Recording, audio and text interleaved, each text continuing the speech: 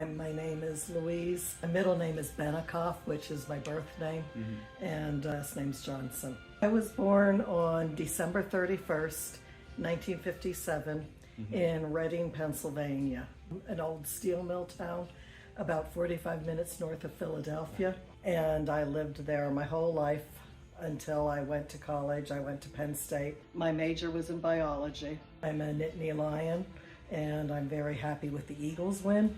I met my first husband at Penn State. He went to graduate school at the University of Wisconsin, so lived in Madison, Wisconsin for 3 years. Then we moved to Pasadena, California. Then we split up and I moved my kids to Visalia, California. After they graduated, took my first superintendent of schools job at the Canocti Unified School District. But at that time, you know, when I graduated, a woman could be a nurse, a teacher, or a secretary, basically, if you didn't work outside the home. So I had this big idea that I would forge the way and be a doctor.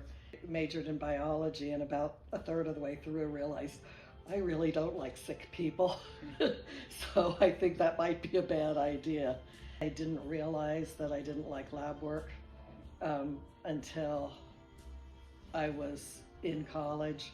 So then I went down the direction of I was going to work in a lab, and found out I didn't like working in the lab. I loved teaching in the lab. From the moment I stepped into a classroom, I knew that this was what I was born to do.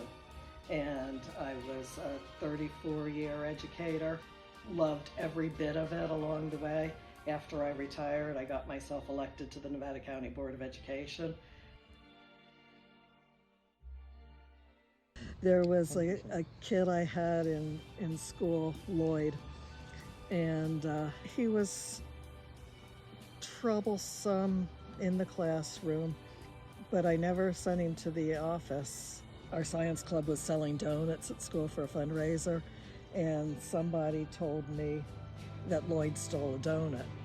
And so this whole thing got blown out of proportion. The vice principal got it in his brain that Lloyd would have to apologize to me, which, you know, he did under duress. But at the end of the day, when I counted donuts and money, everything matched up. There was no stolen donut. I said, you know, Lloyd, you apologized to me, and now it's my turn to apologize to you. I'm so sorry. I know you didn't steal a donut, and I'm so sorry about that. And Lloyd became my fiercest defendant at school. So I had a class once at Temple City High School, and they liked to be tardy. So I had two doors. I had one door that faced the street, and then I had another door that faced the interior of the campus. So I would lock the street side door, and then I would stand at the campus-facing door, and I'd stand at the door and keep it open, and I'd greet my students as they came in the door. And then as soon as the bell rang, I'd pull the door closed, so if you were late, you had to come around to the street side door and knock. And then the detention slips were right there. So when I was teaching at Corcoran High School, we had the first wave of educational computers came in, Apple IIes. And so I wrote a grant to turn one of my chemistry stockrooms into a little mini computer lab, and they were all dial-up. So then I bought a phone, and the kid was acting up one day, so I go and I unplug the computer, plug in the phone, hand the phone to the kid, and say, call your mom and tell her what you're doing. I only had to do that once. I think the lesson is you find joy in these little unanticipated, unexpected moments. You never know what's going to happen.